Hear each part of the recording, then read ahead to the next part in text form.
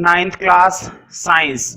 तो देखो मैंने कुछ बातें बता दी थी प्लांट सेल के बारे में और एनिमल सेल के बारे में। अगर किसी सेल के अंदर से हमें एक्सचेंज करवानी है गैस, मतलब क्या एक्सचेंज हो रही है, या तो ऑक्सीजन ये भी गैस है, या फिर कार्बन डाइऑक्साइड ये भी गैस है। तो गैसेस अगर एक्सचेंज होती है तो that process is called diffusion. ये प्रोसेस क्या कहलाता है? डिफ्यूजन। लेकिन गैस के अलावा अगर वाटर है ना, अगर वाटर या मिनरल्स एक्सचेंज हो रहे हैं, वाटर या वाटर के क्या एक्सचेंज हो रहे हैं? मॉलिक्यूल्स। तो मॉलिक्यूल्स एक्सचेंज कर रहे हैं, लेकिन किस चीज के? वाटर के। तो that process is called osmosis. तो तुमने देखा होगा कि प्लांट के अंदर हमें ये सब देखने को मिलता है। प्लांट कई बार पानी ले लेता है मिट्टी के जरिए, है ना, मिट्टी के अंदर पानी समा जाता है। अगर पानी जरूरत से ज्यादा हो जाता है तो पानी को बाहर कर दिया जाता है। तो पानी मतलब क्या होता रहता है? एक्सचेंज होता रहता है। तो that process is called osmosis. यही प्रोसेस क्या कहलाता है? ऑस्मोसिस। ठीक है। इसी तरह से किसी भी सब्सटेंस के अंदर या किसी भी सेल के अंदर जो पानी एक्सचेंज होता है, that process is called osmosis. ठीक है। तो अक्सर हमें प्लांट की जो रूट्स होती है, जड़ें जो होती हैं, उन जड़ों में क्या देखने को मिलता है? ऑस्मोसिस। और ये मत सोचना कि जो प्लांट की रूट्स हैं वो सिर्फ पानी को ही एब्जॉर्ब करती है, नहीं, ऐसा नहीं है। ध्यान रखना, मिट्टी के अंदर नाइट्रोजन गैस भी होती है। अब तुम सोच रहे होंगे मिट्टी के अंदर नाइट्रोजन गैस कैसे आई? तो ध्यान रखो, मिट्टी के अंदर कुछ बैक्टीरिया होते हैं और कुछ बैक्टीरिया ऐसे होते हैं जो नाइट्रोजन बनाते हैं नेचुरली। वो क्या करते हैं? बैक्टीरिया इन्वायरमेंट से क्या ले लेते हैं? नाइट्रोजन। और वो नाइट्रोजन बैक्टीरिया के अंदर रहती है, और बैक्टीरिया से वो नाइट्रोजन कौन ले लेती है? सॉइल। और सॉइल से ये नाइट्रोजन कौन ले लेती है? रूट्स। तो रूट्स क्या करती है? गैस को भी ले लेती है, और रूट्स क्या करती है? वाटर को भी ले लेती है। तो प्लांट की जो रूट्स होती है, तो रूट्स में हमें डिफ्यूजन भी देखने को मिलता है, क्योंकि रूट को क्या लेना पड़ता है? Nitrogen gas. और रूट को क्या लेना पड़ता है? वाटर। तो हमें उसमें ऑस्मोसिस देखने को भी मिलता है। तो दोनों काम चलते रहते हैं। तो मैं कुछ एग्जांपल लिखाऊंगा ऑस्मोसिस वगैरह के, वो तुम्हें नोट में लिखने हैं। तो आज के लिए हेडिंग डाल दो नोट, और नोट में लिखो फर्स्ट पॉइंट। बहुत ही सिंपल और बहुत ही आसान पॉइंट है। मतलब अगर एक नंबर में क्वेश्चन पूछा जाएगा कि प्लांट जो वाटर एब्जॉर्ब करता है, ध्यान से सुनना, प्लांट जो वाटर क्या करता है? एब्जॉर्ब करता है, मतलब सारा पानी सोख लेता है। इस प्रोसेस को क्या कहते हैं? तो बताओ, अगर पानी एब्जॉर्ब कर रहा है तो पानी की वजह से ऑस्मोसिस होता है या डिफ्यूजन होता है? ऑस्मोसिस होता है। अगर किसी प्लांट ने पानी को एब्जॉर्ब करा है तो that process is called osmosis rather than diffusion. Diffusion नहीं होता, ऑस्मोसिस होता है। अगर तुमसे पूछा जाए कि प्लांट की रूट ने गैस एब्जॉर्ब करी है, प्लांट की रूट ने क्या एब्जॉर्ब करी है? Gas. That process is called, तो तुम्हें बताना that process is called diffusion. तो डिफ्यूजन हो चाहे ऑस्मोसिस हो तो प्लांट के अंदर ही रहे। तो लिखो नोट के अंदर फर्स्ट पॉइंट लिखो, एब्जॉर्प्शन ऑफ वाटर। बोर्ड पे लिख दिए मैंने एब्जॉर्प्शन की spelling. Absorption of water by plant roots. Absorption of water by plant roots, मतलब पानी वो किसके जरिए एब्जॉर्ब कर रहा है? प्लांट रूट्स के जरिए। Absorption of water by plant roots is an example of osmosis. By plant roots is an example of osmosis. तो मुझे बताओ, अगर पेपर में आ जाता है write down any one example of osmosis, osmosis का एक एग्जाम्पल बताइए, तो क्या तुम उसके अंदर ये एग्जाम्पल बता सकते हो? बिल्कुल। कई बार एक नंबर में आया है कि ऑस्मोसिस का कोई एक एग्जाम्पल बताइए। तो ध्यान रखना, सिर्फ यही नहीं होता, और भी बहुत सारे होते हैं। मुझे बताओ, रात को तुमने देखा होगा, अगर हम किशमिश को पानी में डालकर रख दें, रात को पानी में भिगोकर रख दें किशमिश, तो सुबह तक वो किशमिश कैसी हो जाती है? फूल जाती है ना? क्यों? क्योंकि पानी उनके अंदर क्या हो चुका है, एब्जॉर्ब हो चुका है। That process is also known as osmosis. इस प्रोसेस को भी हम क्या कहेंगे, ओस्मोसिस कहेंगे। मतलब कहीं पर भी अगर पानी को एब्जॉर्ब किया जा रहा है तो that process is called osmosis. उस प्रोसेस को ओस्मोसिस ही कहा जाएगा, जहां पर भी पानी एब्जॉर्ब किया जाएगा। ठीक है, तो ये जो मैंने एग्जांपल लिखा है ना, absorption of water by plant roots is an example of osmosis. ये ओस्मोसिस का ही एग्जांपल है। अब क्वेश्चन ये है कि ये जो वाटर ट्रांसपोर्ट हो रहा है सेल के अंदर और बाहर, मतलब पानी का अंदर आना या पानी का बाहर जाना, ये जो प्रोसेस हो रहा है अंदर बाहर जाने का, ये किसकी वजह से हो रहा है? तो मैंने बताया था सेल के बाहर वाली जो लेयर होती है उसको हम बोलते हैं plasma membrane.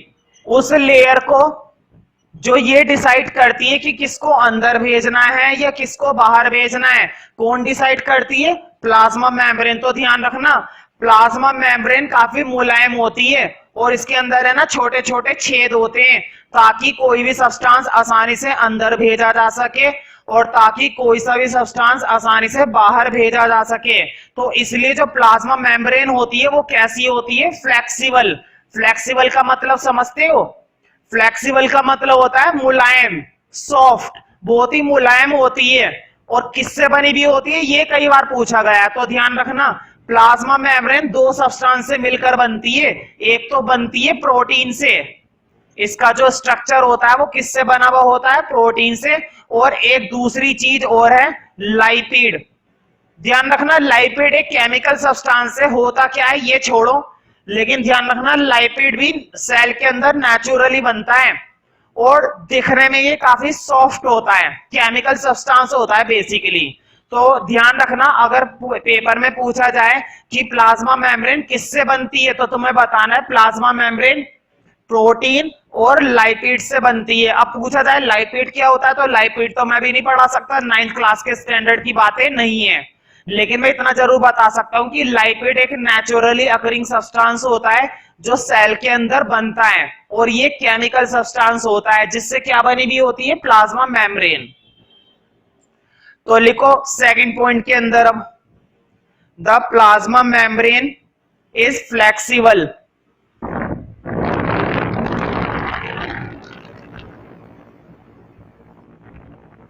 The plasma membrane is flexible.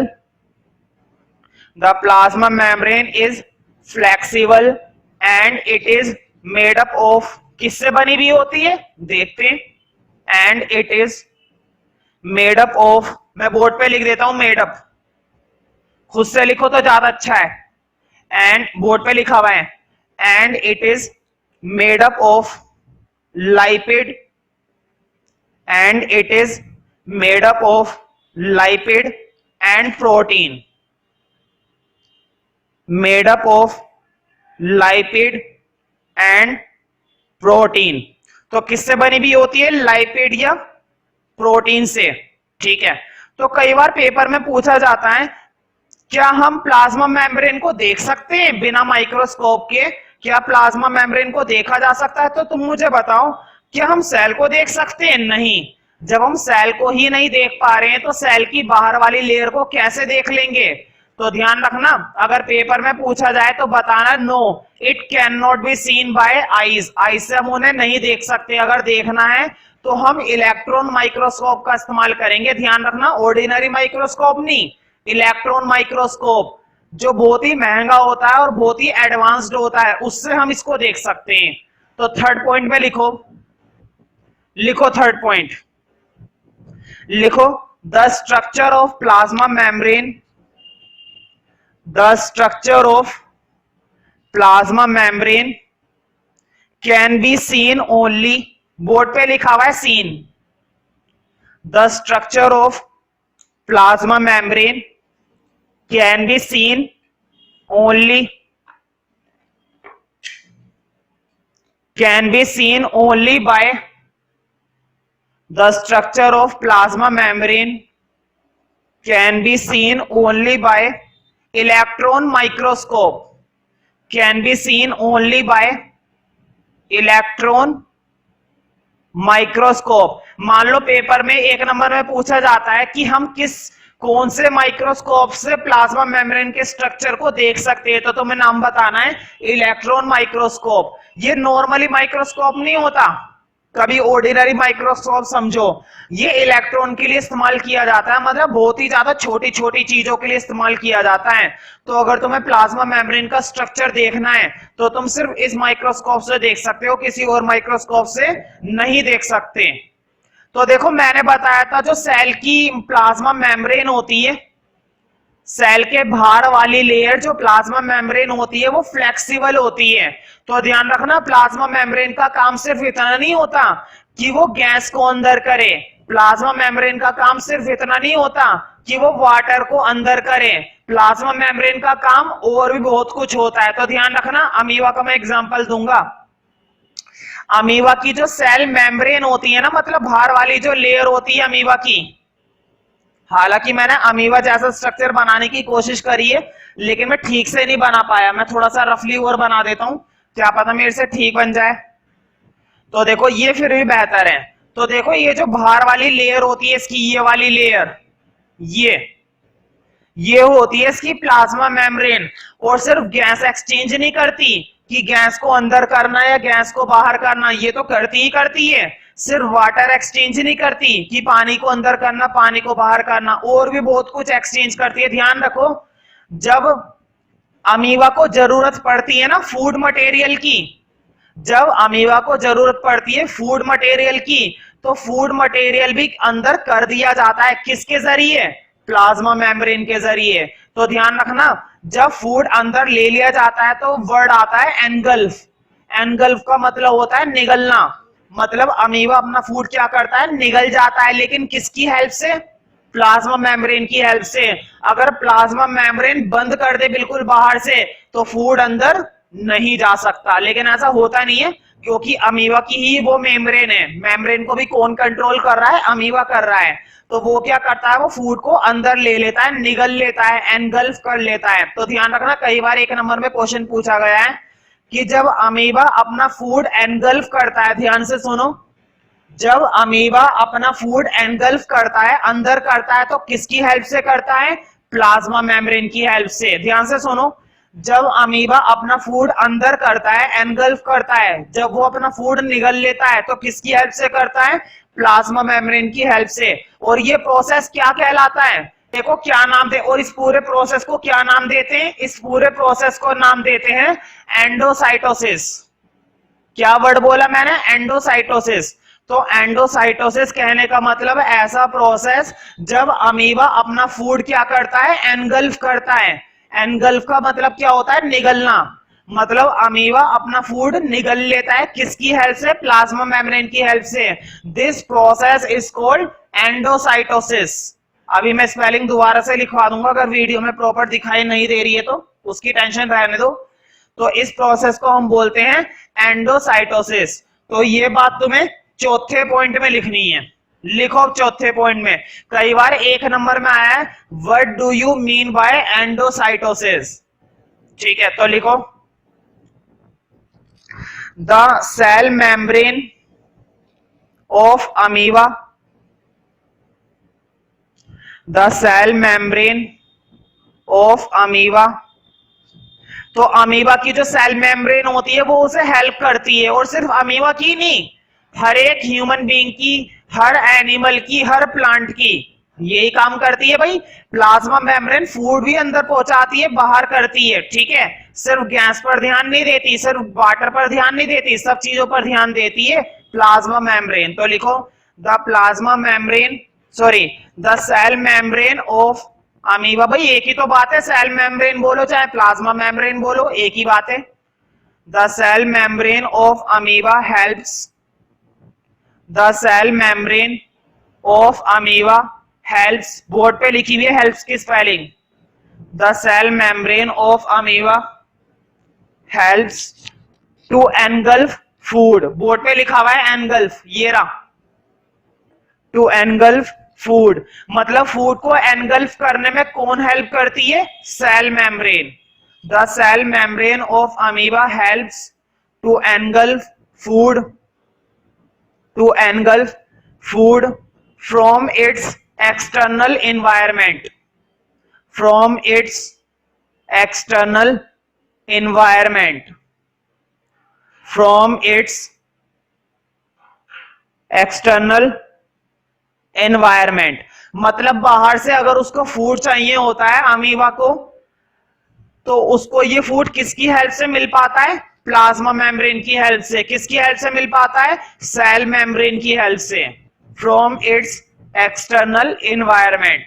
लिख लो, this process is called, this process is called endocytosis. This process is called endocytosis. उधर स्पेलिंग लिखी हुई है, अगर ये प्रॉपर नहीं दिखाई दे रहा टो के बाद तो मैं इधर लिख रहा हूं सिस, एंडोसाइटोसिस। तो मैंने SIS नीचे लिख दिया, तो वहां से देख सकते हो। This process is called endocytosis. तो अमीबा में, एनिमल में, प्लांट में अक्सर हमें ये प्रोसेस देखने को मिलता है। देखो, अच्छा तुम्हें कुछ बातें याद हो जानी चाहिए। देखो मैं कितनी आसानी से रिवाइज कराऊंगा। अगर प्लाज्मा मेम्ब्रेन, मैंने शॉर्ट में क्या लिख दिया? PM, plasma membrane. अगर प्लाज्मा मेम्ब्रेन क्या एक्सचेंज करवा रही है? गैस, तो ये प्रोसेस कहलाता है डिफ्यूजन। अगर प्लाज्मा मेम्ब्रेन क्या एक्सचेंज करवा रही है? वाटर, तो ये प्रोसेस कहलाता है ओस्मोसिस। मैंने शॉर्ट में लिखा है, पूरा नहीं लिखा। प्लाज्मा मेम्ब्रेन अगर गैस एक्सचेंज करा रही है, diffusion. Plasma membrane water exchange करा रही है, ओस्मोसिस। अगर प्लाज्मा मेम्ब्रेन क्या एक्सचेंज करवा रही है? फूड, भाई फूड भी तो एक्सचेंज कराती है, तो ये प्रोसेस क्या कहलाता है? एंडोसाइटोसिस। अब ये भी मैंने पढ़ाया है, तो तीनों डेफिनेशन याद रहेंगी ना। डिफ्यूजन जब एक्सचेंज होता है गैसेस का, ओस्मोसिस जब एक्सचेंज होता है वाटर मॉलिक्यूल्स का, एंडोसाइटोसिस जब एक्सचेंज होता है फूड पार्टिकल्स का। ठीक है, तो अभी तक हम सिर्फ एक ही टॉपिक पढ़ रहे थे। मैंने स्टार्टिंग में बताया था ना, सेल 3 चीजों से मिलकर बनता है मेनली। मैंने ये बात तुम्हें पहले से एक्सप्लेन कर रखी है। सेल 3 चीजों से मिलकर बनता है। सबसे बाहर वाली लेयर होती है प्लाज्मा मेम्ब्रेन, बिल्कुल सेंटर का पार्ट होता है न्यूक्लियस। बिल्कुल सेंटर का बिल्कुल बीच वाला पार्ट क्या होता है? न्यूक्लियस। और ये बीच का जितना भी एरिया बचा, सारा का सारा, ये सारा का सारा एरिया क्या कहलाता है? साइटोप्लाज्म। क्या कहलाता है? साइटोप्लाज्म। लेकिन तुमने देखा होगा, मैंने प्लांट सेल के अंदर एक चीज और बोली थी, प्लाज्मा मेम्ब्रेन के बाहर एक चीज और होती है, सेल वॉल। प्लाज्मा मेम्ब्रेन के चारों ओर भी ना एक कवर और होता है। प्लाज्मा मेम्ब्रेन के चारों ओर एक कवर और होता है, उस बाहर वाले कवर को बोलते हैं सेल वॉल। लेकिन सेल वॉल की खासियत है, सेल वॉल पता है सिर्फ किसमें प्रेजेंट होती है? प्लांट्स में। हम लोगों के अंदर, एनिमल्स के अंदर कोई सेल वॉल नहीं होती। हमारे अंदर सिर्फ क्या होता है? Plasma membrane. सेल वॉल नहीं होता, सेल वॉल होती है सिर्फ और सिर्फ प्लांट के अंदर। ठीक है, तो हमें इस बात का ध्यान रखना चाहिए कि सेल वॉल सिर्फ किसके अंदर है? प्रेजेंट प्लांट में। तो देखो, अभी तक मैंने एक ही हेडिंग एक्सप्लेन करा है, प्लाज्मा मेम्ब्रेन। अब वो हेडिंग खत्म हो गया है। अब हम आज का नया हेडिंग डालेंगे सेल वॉल। मतलब हम सिर्फ किसकी बात करेंगे? प्लांट्स की। तो लिखो नेक्स्ट हेडिंग डाल देना, सेल वॉल। तो ध्यान रखना, ये सिर्फ किसका फीचर है? ये वाला कंपोनेंट कौन से सेल में होता है? सिर्फ प्लांट में। तो ब्रैकेट में लिख लेना, इन प्लांट्स ओनली, ताकि तुम्हें भी ध्यान रहे। हेडिंग में कोई बात लिखी रहती है ना, तो ज्यादा ध्यान रहती है। तो हेडिंग में ब्रैकेट में ये बड़ा सा डाल लेना, ये सिर्फ और सिर्फ किसके अंदर प्रेजेंट होती है? प्लांट में। हम लोगों में सेल वॉल नहीं होती। तो क्वेश्चन ये है कि ये होती क्या है? बोर्ड पे देखो 2 मिनट के लिए, इसको मैं रब कर देता हूं। तो देखो, मैंने पहले एक सेल की बाहर की लेयर बना दी। ये क्या थी? Plasma membrane. मैंने इसके बाहर एक लेयर और बनाई, भाई मैंने एक लेयर और बनाई। और ये दूसरी वाली लेयर क्या है? Cell wall. और ये सिर्फ किसमें प्रेजेंट होती है? प्लांट सेल के अंदर, एनिमल सेल के अंदर नहीं। तो मुझे बताओ, प्लाज्मा मेम्ब्रेन के चारों ओर है ना ये सेल वॉल? भाई प्लाज्मा मेम्ब्रेन के बाहर ही तो बनी हुई है। प्लाज्मा मेम्ब्रेन अंदर वाली है, सेल वॉल बाहर वाली है। तो मैं ये कह सकता हूं कि सेल वॉल जो है वो प्लाज्मा मेम्ब्रेन का कवर होता है। जो सेल वॉल होती है वो प्लाज्मा मेम्ब्रेन का क्या होती है, कवर। लेकिन सेल वॉल का स्ट्रक्चर प्लाज्मा मेम्ब्रेन के मुकाबले काफी डिफरेंट होता है, अभी मैं पढ़ा दूंगा। तुम्हें मैंने बताया था कि प्लाज्मा मेम्ब्रेन कैसी होती है, फ्लेक्सिबल, मुलायम, सॉफ्ट। सेल वॉल सॉफ्ट नहीं होती, सेल वॉल कैसी होती है, रिजिड। रिजिड का मतलब ये नहीं है कि बिल्कुल ठोस होती है पत्थर की तरह, ऐसा नहीं है। लेकिन हाँ, फ्लेक्सिबल नहीं होती, थोड़ी बहुत मुलायम होती है, उतनी मुलायम नहीं होती जितनी प्लाज्मा मेम्ब्रेन होती है। तो इसका स्ट्रक्चर थोड़ा सा कैसा होता है, rigid.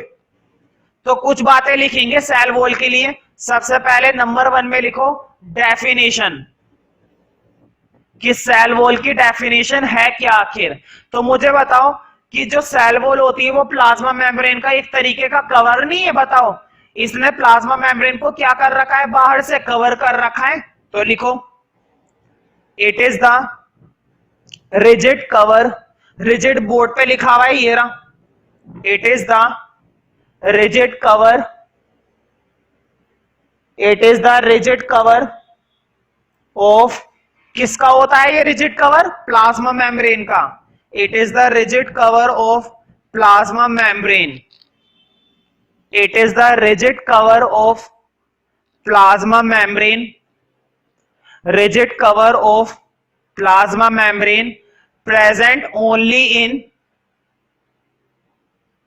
Present only in plant cells. क्योंकि ये बात मैंने पहले ही बता दी है कि ये हमारे अंदर नहीं होती है, सिर्फ और सिर्फ प्लांट के अंदर होती है। अब ऐसा होता क्यों है कि हमारे अंदर नहीं होती, उनके अंदर होती है, तो उसका रीजन तो भाई मुझे भी नहीं मालूम, सीधी सी बात है। और जरूरत भी नहीं है ये बात जानने की कि उनमें होती है और हम में क्यों नहीं होती, ठीक है। नेचुरली ऐसा होता है, उसमें कोई बहस वाली बात नहीं है कि उनमें होती है और हम में नहीं होती, ठीक है। नेचुरली ऐसा होता है। तो सेल के बारे में अब हम और बातें जानेंगे कि आखिर ये किस चीज से बनी हुई होती है। तो ध्यान रखना, मैंने बताया था प्लाज्मा मेम्ब्रेन दो चीज से बनती है, एक तो प्रोटीन और एक लाइपिड। बताओ, अब ये भी बताया ना मैंने, प्लाज्मा मेम्ब्रेन फ्लेक्सिबल होती है और वो प्रोटीन और लाइपिड से बनती है। लेकिन सेल वॉल उससे नहीं बनती, सेल वॉल बनती है सेल्यूलोज से। अब तुम सोच रहे होंगे ये क्या चीज आ गई सेल्यूलोज, तो मैं फिर से वही बोलूंगा, ये सेल के अंदर बनने वाला नेचुरल कंपोनेंट है, नेचुरल केमिकल सब्सटेंस है। केमिकल सब्सटेंस होता है जो सेल के अंदर नेचुरली बनता है, कुदरती, ठीक है। तो इस चीज जैसे प्रोटीन होता है ना, बिल्कुल वैसा ही होता है, नाम का डिफरेंस है, कुछ प्रॉपर्टीज डिफरेंस है। देखो वैसे तो प्रोटीन और सेल्यूलोज में बहुत डिफरेंस होता है, लेकिन अभी सहायता के लिए तुम इतना ही ध्यान रखो कि इसकी कुछ प्रॉपर्टी मिलती जुलती प्रोटीन से ही होती है, ठीक है। ये भी केमिकल ही होता है एक तरीके का, जिससे क्या बनती है, सेल वॉल। तो ये बात तुम किस में लिखोगे, अब नोट के अंदर। तो लिखो नोट के अंदर फर्स्ट पॉइंट कि सेल वॉल बनती किससे। तो लिखो सेल्यूलोज कंपोज्ड ऑफ, कंपोस्ट का मतलब होता है किससे बनती है, मतलब इसने किस चीज को कंपोज कर रखा होता है, ले रखा होता है। सेल वॉल कंपोज्ड ऑफ, मैं बोर्ड पे लिख देता हूं composed, cell wall composed of cellulose, cell wall composed of cellulose. तो देखो मैं तुम्हें सेल्यूलोज के बारे में थोड़ा सा बता देता हूं। बेसिकली ये केमिकल सब्सटेंस होता है जो प्लांट में पाया जाता है। और सबसे बड़ी बात, प्लांट के अंदर है ना, सेल्यूलोज से पूरे प्लांट को क्या मिलती है, स्ट्रेंथ मिलती है, पूरी मजबूती मिलती है। तुमने देखा हो कुछ पेड़ पौधे इतने लंबे लंबे चले जाते हैं, विशाल बन जाते हैं, बिल्कुल इतनी आसानी से नहीं तोड़े जा सकते, सिर्फ और सिर्फ किसकी वजह से, सेल्यूलोज की वजह से। सेल्यूलोज की वजह से प्लांट को क्या मिलती है, स्ट्रेंथ। स्ट्रेंथ का मतलब होता है ताकत, पावर, शक्ति, तो सेल्यूलोज से ही मिलती है। तो फर्स्ट पॉइंट के अंदर ही लिखो, अभी मैंने लिखवाया है cell wall composed of cellulose. अब इसी के अंदर लिखो, फुल स्टॉप लगा देना पहले, तो फुल स्टॉप के बाद लिखो कि सेल्यूलोज होता क्या है, वो लिखवा रहा हूं। तो लिखो cellulose is a complex, cellulose is a complex substance, तो सेलुलोज एक कॉम्प्लेक्स सब्सटेंस होता है, कॉम्प्लेक्स सब्सटेंस, एंड प्रोवाइड्स, और ये पूरे प्लांट को क्या प्रोवाइड करवाता है? स्ट्रेंथ। पूरे प्लांट को क्या देता है? शक्ति। पूरे प्लांट को क्या देता है? ताकत, विशाल बनने की, ठीक है। And provides structural strength, board पे लिखा हुआ है स्ट्रक्चरल स्ट्रेंथ। तो इससे प्लांट को क्या मिलती है? स्ट्रेंथ मिलती है, structural strength, and provides structural strength to the plants. तो प्लांट के अंदर पावर इसी से मिलती है।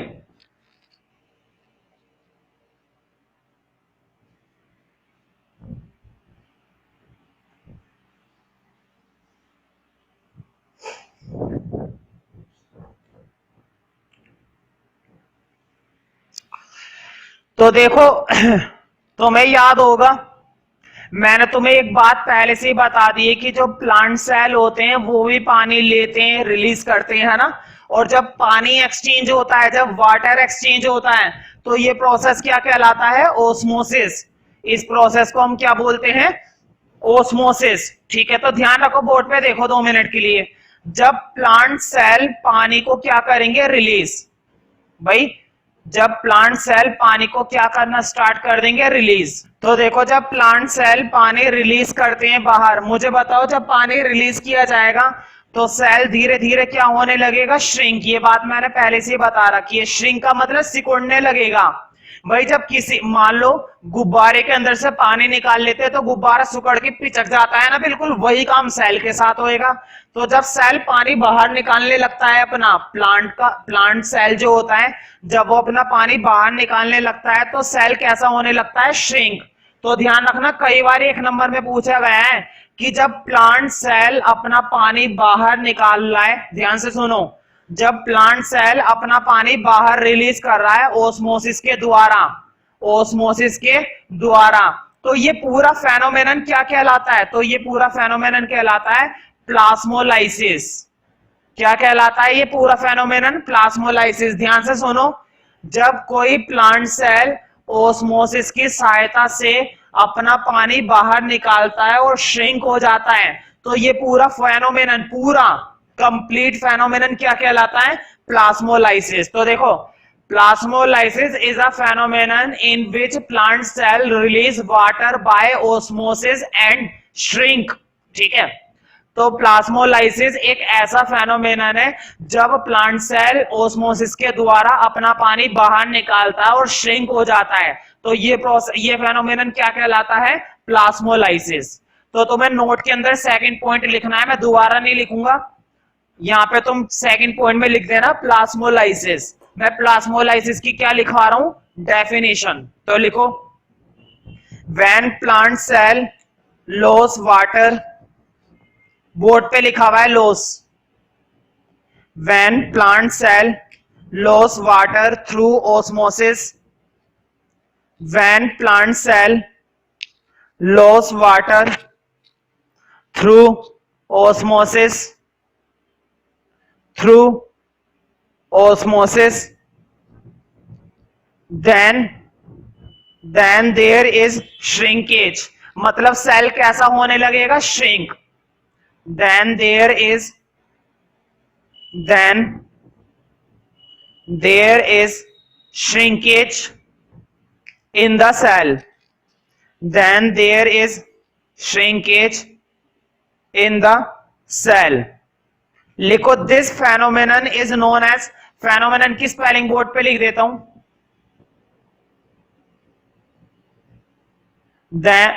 This phenomenon is known as plasmolysis. Board पे लिखा हुआ है प्लाज्मोलाइसिस। देखो, इसको प्लाज्मोलाइसिस बोलो या प्लाज्मोलिसिस, एक ही बात है। This phenomenon is known as plasmolysis, this phenomenon is known as plasmolysis. तो जब प्लांट अपना पानी रिलीज करता है और धीरे धीरे क्या होने लगता है? श्रिंक, सिकुड़ने लगता है, तो उसका ये फेनोमेनन क्या कहलाता है? प्लाज्मोलाइसिस या प्लाज्मोलिसिस। तो सेल वॉल की कहानी हो गई है खत्म, क्योंकि ये सिर्फ प्लांट सेल में होता है, तो इतना पढ़ना काफी है। और वैसे भी हम इतना डीपली नहीं पढ़ रहे हैं, मैंने फिर भी एनसीईआरटी से काफी सारी बातें ज्यादा लिखवा दी हैं, ठीक है। तो अब हम सेल के अगले कंपोनेंट पर जाएंगे। मैंने बताया था बाहर वाली लेयर प्लाज्मा मेम्ब्रेन, बिल्कुल बीच का पॉइंट न्यूक्लियस। तो अब बारी आ गई है न्यूक्लियस की, और ये सेल का तीसरा और इंपॉर्टेंट कंपोनेंट है। तो देखो नंबर में क्या रखा है, नंबर क्या डालोगे, सीधा हेडिंग डाल दो न्यूक्लियस, क्योंकि वैसे भी नंबर हिसाब से नहीं आते क्वेश्चन आंसर, पेपर में नंबर के हिसाब से नहीं आता, हमें टॉपिक पता होना चाहिए बस। तो तुम नेक्स्ट टॉपिक डाल सकते हो न्यूक्लियस। अब हमें पढ़ना है न्यूक्लियस के बारे में, तो ध्यान रखना पहले न्यूक्लियस के बारे में मैं कुछ जनरल सी बातें बता देता हूं। इसका जो स्ट्रक्चर होता है ना न्यूक्लियस, पहली बात तो ये लगभग जितने भी सेल होते हैं, बैक्टीरिया का सेल हो, प्लाज्मा मेम्ब्रेन, एनिमल का सेल हो, प्लांट का सेल हो, फंजाई का हो, कोई सा भी सेल हो, हर एक सेल में न्यूक्लियस होती है, सिर्फ एक या दो सेल को छोड़कर। हमारी बॉडी के अंदर रेड ब्लड सेल होते हैं, आरबीसी। अभी जब मैं आगे पढ़ाऊंगा तब पता चलेगा तुम्हें टिश्यू वाले चैप्टर में। तो जो आरबीसी होता है ना, आरबीसी की न्यूक्लियस नहीं होती है, आरबीसी की कोई न्यूक्लियस नहीं होती है। तो एक या दो ही सेल ऐसे होते हैं जिसकी न्यूक्लियस नहीं होती है, लगभग सभी सेलों की न्यूक्लियस पाई जाती है। अब देखना है इसका स्ट्रक्चर कैसा होता है। तो देखो इसका स्ट्रक्चर नॉर्मली गोल होता है, नॉर्मली, हमेशा गोल, नॉर्मली कह रहा हूं, रफली, ये नहीं कि बिल्कुल सर्कल ही होता है, नॉर्मली गोल होता है। और ये सेल के लगभग सेंटर में पाई जाती है, चाहे वो अमीबा का हो, चाहे वो बैक्टीरिया का हो, चाहे वो प्लांट सेल हो, चाहे वो एनिमल सेल हो, चाहे वो फंजाई हो, चाहे वो क्लेमिडोमोनास हो, चाहे कोई सा भी सेल हो, ज्यादातर ये उस सेल के सेंटर में होती है बिल्कुल। तो बहुत ही छोटी सी डेफिनेशन है, देखो मैंने बताया था ये गोल होती है, इसलिए तुम्हें वर्ड यूज करना है अपनी डेफिनेशन के अंदर स्फेरिकल। अपनी डेफिनेशन में तुम्हें क्या वर्ड फिट करना है, स्फेरिकल। और क्योंकि ये सेंटर में होती है इसलिए अपनी डेफिनेशन में क्या वर्ड फिट करना है, सेंटर में, ठीक है। तो पहले तो हम इसकी एक छोटी सी डेफिनेशन लिखेंगे, किस न्यूक्लियस का मतलब क्या होता है और ये कहां होती है। तो लिखो, it is a small spherical structure, board पे लिखा हुआ है स्फेरिकल की spelling, it is a small spherical, spherical का मतलब होता है गोल लगभग, it is a small spherical structure, it is a small spherical structure located, board पे लिखा हुआ है लोकेटेड, लोकेटेड का मतलब कहां पर पाई जाती है, सेंटर, या तो सेंटर पर या फिर सेंटर के आसपास। तो लिख लो located near the center, near का मतलब है सेंटर के आसपास। It is a small spherical structure located near the center, located near the center of the cell, located near the center of the cell, near the center of the cell, cell के centre के आसपास, of the cell। तो देखो मैंने तुम्हें बताया था, आखिर हम न्यूक्लियस, ध्यान रखना सेल के अंदर जितनी भी एक्टिविटीज हो रही है ना, चाहे वो छोटी मोटी एक्टिविटीज हो, चाहे जितने भी हैवी फंक्शन हो, सेल के अंदर होने वाली जितनी भी केमिकल एक्टिविटीज हैं, जितने भी केमिकल फंक्शंस हैं, उन सबको कंट्रोल करने का काम न्यूक्लियस ही करता है। अभी मैं बताऊंगा कैसे, अभी तो हमने न्यूक्लियस के बारे में पढ़ना शुरू करा है, तो उससे पहले हम इसके बारे में कुछ और बातें लिखेंगे। तो लिखो सेकंड पॉइंट, फर्स्ट पॉइंट में तो आ गई डेफिनेशन, अब लिखो सेकंड पॉइंट, लिखो nucleus is most important part of the cell, nucleus is most important part of the cell, nucleus is most important part of the cell. क्यों होता है इतना, क्योंकि जितने भी हैवी फंक्शंस होते हैं वो न्यूक्लियस ही कंट्रोल करती है, पूरे सेल की न्यूक्लियस पर ही जिम्मेदारी होती है कि वो सारे फंक्शंस को क्या करे, कंट्रोल। लिख लो nucleus is most important part of the cell because it controls the vital function. अभी मैं बताता हूं वाइटल का मतलब, because it controls the vital functions of the cell, because it controls the vital functions of the cell, vital functions of the cell। तो vital का मतलब होता है महत्वपूर्ण। जितने भी हैवी फंक्शन होते हैं ना, जितने भी महत्वपूर्ण काम होते हैं, वो सारे काम किसकी वजह से पॉसिबल हो पाते हैं, या उन कामों को कंट्रोल कौन करता है? न्यूक्लियस। न्यूक्लियस के बिना कोई और ये काम नहीं कर सकता। इसी वजह से न्यूक्लियस को सबसे इंपॉर्टेंट माना जाता है। कई बार एक नंबर में आया क्यों न्यूक्लियस को इतना इंपॉर्टेंट बोला जाता है, तो तुम्हें ये लिखना है because it control vital function, क्योंकि ये सेल के बड़े बड़े कामों को कंट्रोल करती है। अब जरा गौर करो, देखो बोर्ड पे, बिल्कुल मान लो ये सेल है और रफली बनाया, मुझे मालूम है ऐसा सेल नहीं होता है कुछ, ना तो एनिमल ना प्लांट, लेकिन पूरा सेल नहीं मैं ड्रॉ कर रहा, मैं तुम्हें एक बात बता रहा हूं बस। मान लो बिल्कुल ये बीच की क्या है? न्यूक्लियस है, ठीक है। तो ध्यान रखना, न्यूक्लियस के चारों ओर भी है ना एक कवर होता है डबल लेयर का। देखो मैंने कितनी लेयर बनाई है? डबल। ये बीच में थी न्यूक्लियस, और न्यूक्लियस के चारों ओर एक कवर बना दिया, वो भी डबल लेयर का, सिंगल लेयर का नहीं, डबल लेयर का। तो ध्यान रखना, ये जो डबल लेयर का कवर होता है इसे बोला जाता है न्यूक्लियर मेम्ब्रेन। कभी भी कंफ्यूज मत होना। देखो पूरे सेल का कवर क्या कहलाता है? प्लाज्मा मेम्ब्रेन, है ना भाई? पूरे के पूरे सेल का कवर प्लाज्मा मेम्ब्रेन, न्यूक्लियस का कवर न्यूक्लियर मेम्ब्रेन, ठीक है। इसको न्यूक्लियर एनवलप भी कहते हैं। एनवलप का मतलब समझते हो? लिफाफा। मतलब ये न्यूक्लियर लिफाफा भी होता है। लिफाफा क्यों कहते हैं अभी मैं बताऊंगा जब मैं पढ़ाऊंगा, ठीक है। लेकिन इतना ध्यान रखो कि न्यूक्लियस के चारों ओर का जो कवर होता है डबल लेयर वाला कवर, वो डबल लेयर वाला कवर क्या कहलाता है? Nuclear membrane. तो तुम्हें अगली डेफिनेशन लिखनी है थर्ड पॉइंट में न्यूक्लियर मेम्ब्रेन की, तो लिखो एनएम। तुम्हें पूरा लिखना है, कभी शॉर्ट में एनएम लिख दो। तुम्हें लिखना है न्यूक्लियर मेम्ब्रेन। और इसको एनवलप क्यों कहते हैं मैं वो भी बता दूंगा। पहले मेम्ब्रेन की डेफिनेशन लिखो। The nucleus has a double layer cover. The nucleus has a double layer cover. The nucleus has a double layer cover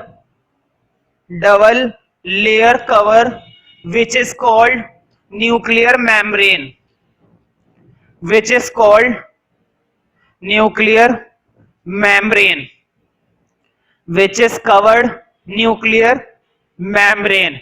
It is also known as nuclear envelope. It is also known as nuclear envelope. इसको nuclear envelope भी कहा जाता है। क्यों कहते हैं अभी मैं आगे बता दूंगा, एक दो पॉइंट के बाद इसका रीजन आएगा तब समझ में आ जाएगा। It is also known as nuclear envelope. तो देखो ये जो डबल लेयर होती है ना, ये जो न्यूक्लियस के चारों ओर क्या बनी हुई है? Double layer. तो देखो दिखाई तो नहीं देगा, लेकिन मैं इसके अंदर छोटे छोटे छेद से कर देता हूं, डॉटेड दिखा रहा हूं। डॉटेड तुम्हें शायद वीडियो में दिखाई दे जाए, बहुत छोटे छोटे। तो देखो मैंने इसके अंदर छोटे छोटे छेद करने की कोशिश करी है, क्योंकि न्यूक्लियर मेम्ब्रेन के अंदर छोटे छोटे क्या बने हुए होते हैं? पोर्स, छेद बने हुए होते हैं, होल बने हुए होते हैं। इन होल का फायदा क्या होता है? ये है क्वेश्चन। देखो अगर इस लेयर के अंदर छोटे छोटे छेद होंगे तो कोई सा भी पार्टिकल अंदर जा सकता है, कोई सा भी पार्टिकल बाहर आ सकता है। तुम्हें याद होगा प्लाज्मा मेम्ब्रेन ने फूड अंदर भेजा, ये बात मैंने पढ़ाई है। प्लाज्मा मेम्ब्रेन ने गैस अंदर भेजी, ये बात भी मैंने पढ़ाई है। प्लाज्मा मेम्ब्रेन ने वाटर अंदर भेजा, ये भी मैंने पढ़ाया है। लेकिन ये तीनों चीजें क्या न्यूक्लियस तक पहुंचेंगी? बिल्कुल पहुंचेंगी, लेकिन न्यूक्लियस तक तो तभी पहुंचेंगी ना जब इस कवर के अंदर छोटे छोटे क्या बने हुए होंगे? छेद। उन छेदों की वजह से क्या होता है? देखो फायदा सुनो उन छेदों का। उन छेदों की वजह से क्या होता है? न्यूक्लियस का कोई मटेरियल बाहर करना है तो बाहर कर दिया जाता है, और न्यूक्लियस का कोई मटेरियल अंदर लेना है तो अंदर कर दिया जाता है। इन पोर से ये काम होता है। तो देखो बोर्ड पे ऐसा नहीं है कि इस न्यूक्लियस से सीधा बाहर कर दिया जाता है, बाहर नहीं होता। न्यूक्लियस से पहले वो मटेरियल किसके अंदर आएगा, साइटोप्लाज्म में। तुम्हें मालूम है ना ये बाहर वाला एरिया क्या होता है, साइटोप्लाज्म होता है। तो अगर कोई चीज न्यूक्लियस से बाहर आएगी तो वो पहले किसके अंदर आएगी, साइटोप्लाज्म में, और फिर साइटोप्लाज्म से जाएगी बाहर। साइटोप्लाज्म से बाहर करने का काम कौन करेगा, प्लाज्मा मेम्ब्रेन, ना कि न्यूक्लियर मेम्ब्रेन। न्यूक्लियर मेम्ब्रेन की जिम्मेदारी इतनी है कि वो सब्सटेंस को न्यूक्लियस से कहां पर लेकर आ रही है, साइटोप्लाज्म के अंदर, और साइटोप्लाज्म से कहां पर लेकर जा रही है, न्यूक्लियस के अंदर। ठीक है, तो एक्सचेंज कहां से कहां तक हो रहा है, सिर्फ एक्सचेंज हो रहा है न्यूक्लियस से लेकर साइटोप्लाज्म तक। बोर्ड पे देखो, अभी तुम्हें सारी बातें समझ में आएंगी, मैं दोबारा से दिखाता हूं। देखो, अगर कोई सब्सटेंस सिर्फ और सिर्फ किसके अंदर है, न्यूक्लियस के अंदर, और न्यूक्लियस से पहले बाहर जाएगा तो किसके अंदर जाएगा, साइटोप्लाज्म के अंदर। पहले साइटोप्लाज्म के अंदर जाता है, फिर बाहर जाता है, तब जाता है एनवायरनमेंट के अंदर, मतलब बॉडी के अंदर। तो देखो, न्यूक्लियस से साइटोप्लाज्म कौन पहुंचाता है, न्यूक्लियर मेम्ब्रेन, क्योंकि न्यूक्लियर मेम्ब्रेन किसका कवर होती है, न्यूक्लियस का। फिर साइटोप्लाज्म के अंदर जब ये सब्सटेंस आ गया और बिल्कुल ही बाहर करना है, सेल के बाहर करना है, तो सेल के बाहर करने का काम कौन करता है, प्लाज्मा मेम्ब्रेन, क्योंकि ये कवर किसका होता है, सेल का। ये सेल के चारों ओर होता है और ये वाला कवर न्यूक्लियस के चारों ओर होता है। अगर न्यूक्लियर मेम्ब्रेन कोई सब्सटेंस न्यूक्लियस से बाहर भेज रहा है तो बाहर भेजने का मतलब है वो किसके अंदर भेज रहा है, साइटोप्लाज्म के अंदर, ना कि वो डायरेक्ट बाहर भेज रहा है। डायरेक्ट नहीं भेज रहा, डायरेक्ट भेजने की जिम्मेदारी किसकी है, प्लाज्मा मेम्ब्रेन की, ना कि न्यूक्लियर मेम्ब्रेन की। न्यूक्लियर मेम्ब्रेन सिर्फ किसकी जिम्मेदारी लेता है, न्यूक्लियस की, कि देख न्यूक्लियस का काम तो मैं देख लूंगा, बाहर का काम तू देख, पीएम। तो अगला हेडिंग, अगला पॉइंट डालना है, फोर्थ पॉइंट। तो लिखो, फोर्थ पॉइंट के अंदर न्यूक्लियर मेम्ब्रेन के अंदर छोटे छोटे क्या होते हैं, पोर्स होते हैं, छेद होते हैं। उन छेदों की वजह से कोई सब्सटेंस अंदर जा सकता है और कोई सब्सटेंस बाहर आ सकता है। बाहर आने का मतलब है कहां पर आ सकता है, साइटोप्लाज्म के अंदर। ये नहीं कि सेल से बाहर चला गया, सेल से बाहर नहीं गया है, सेल के अंदर ही है, लेकिन न्यूक्लियस से बाहर आ गया है। तो लिखो, nuclear membrane has pores. Board पे लिखा हुआ था पोर, मैं इधर लिख देता हूं, न्यूक्लियर मेम्ब्रेन हैज पोर्स, मतलब इसमें छेद होते हैं। Nuclear membrane has pores which helps in transfer, जो किसमें मदद करते हैं, ट्रांसफर करने में। कोई सा भी मटेरियल कहां पर पहुंचाना है, साइटोप्लाज्म के अंदर, या कोई सा भी मटेरियल साइटोप्लाज्म से कहां लेना है, न्यूक्लियस के अंदर। कौन हेल्प करते हैं, पोर्स।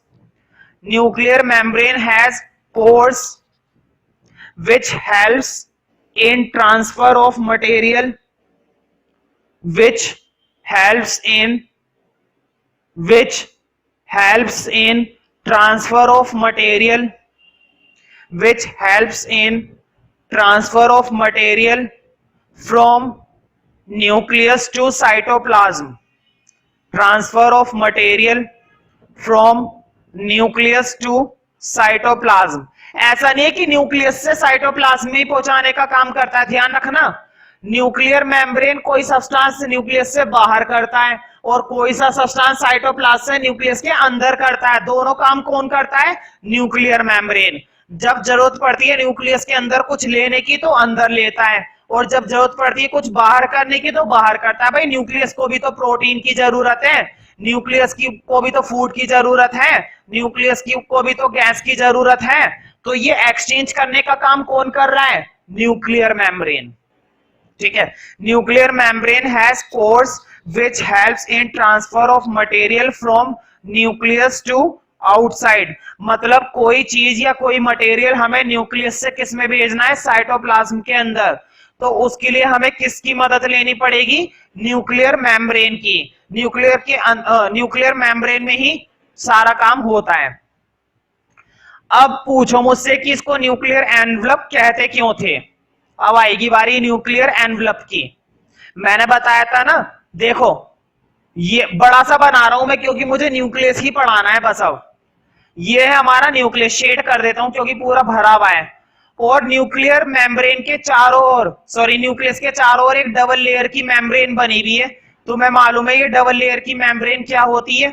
ये डबल लेयर की मेम्ब्रेन कहलाती है न्यूक्लियर मेम्ब्रेन, और इसी को कहा जाता है न्यूक्लियर एनवलप। एनवलप मतलब लिफाफा। ध्यान रखना, तुमने देखा होगा एक चीज, वैसे तो 10th क्लास का टॉपिक है, मैं अभी ज्यादा नहीं बताऊंगा, लेकिन बताना जरूरी है क्योंकि मुझे ये समझाना है। देखो, तुमने देखा हो कुछ लोग कहते नहीं यार तेरी आंखों का कलर तो बिल्कुल तेरे पापा पर गया है, तेरी मम्मी पर गया है ना, माता पिता पर चला जाता है। कई बार क्या होता है, तुमने देखा हो किसी किसी के बाल कर्ली होते हैं, घुंघराले होते हैं, क्योंकि उसके मम्मी पापा के भी ऐसे होते हैं।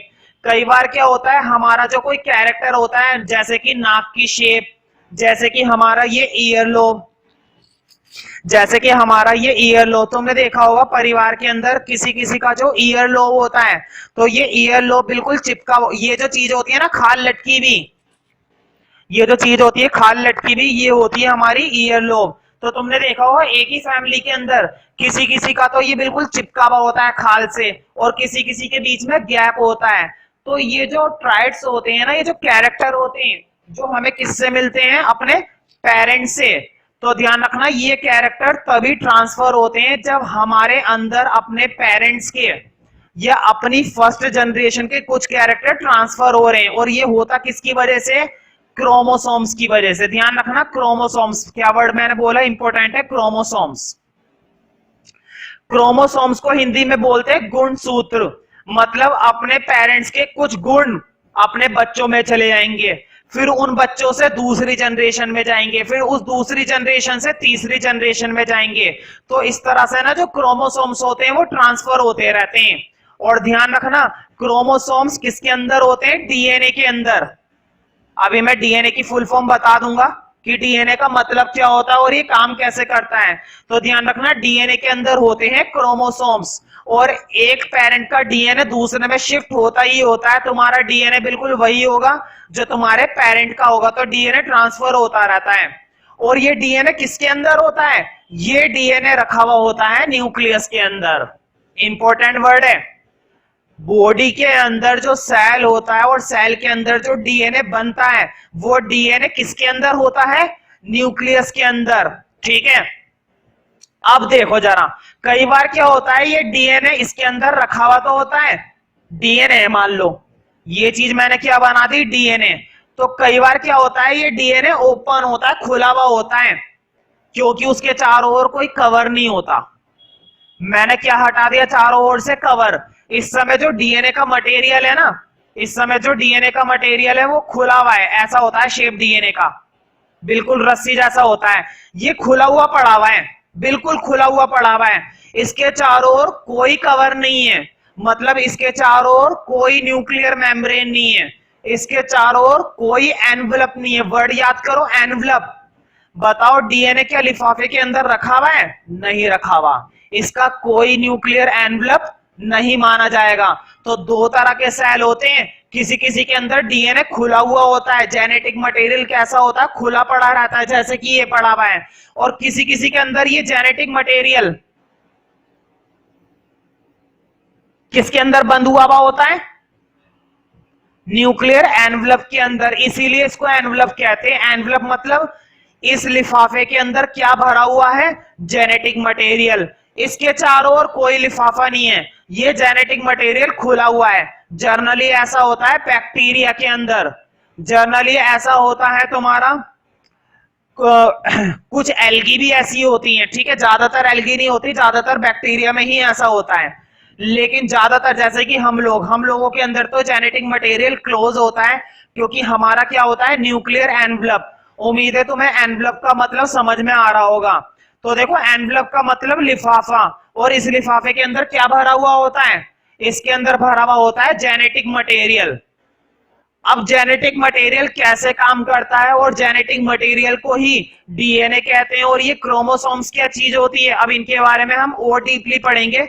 देखो, मैं तुम्हें क्रोमोसोम्स के बारे में, डीएनए के बारे में ज्यादा बातें नहीं बता सकता, बिकॉज सिलेबस की इतनी रिक्वायरमेंट नहीं है। लेकिन हाँ, 10th क्लास में और 11th क्लास की बायोलॉजी में इसके बारे में तुम्हें डीपली पढ़ना पड़ेगा। अभी तो छोटा सा हेडिंग आया था क्रोमोसोम्स, क्योंकि अब मैं अगला हेडिंग वही डलवाने वाला हूं क्रोमोसोम्स, तो तुम्हें उसके बारे में काफी सारी बातें पता चल जाएंगी। ठीक है,